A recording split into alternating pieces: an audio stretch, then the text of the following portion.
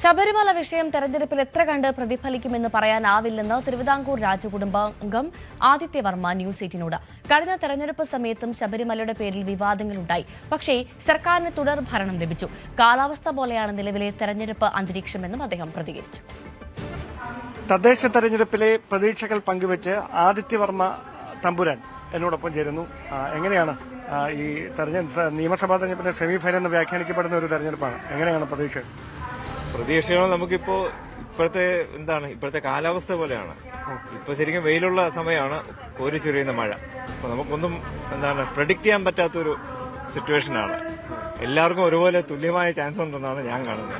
അതെ, ഈ ശബരിമലയിലെ പ്രശ്നങ്ങളൊക്കെ ശ്രദ്ധിച്ചല്ലോ, അത് തെരഞ്ഞെടുപ്പിൽ പ്രതിഫലിക്കുമെന്ന് തോന്നുന്നു. ശബരിമലയുടെ പ്രശ്നങ്ങൾ അതിനെപ്പറ്റി ഒന്നുകൂടെ ജനങ്ങൾ എങ്ങനെ അത് വിലയിരുത്തുന്നത് അനുസരിച്ചിരിക്കും അതിൽ പ്രതിപാദിക്കുന്നത്.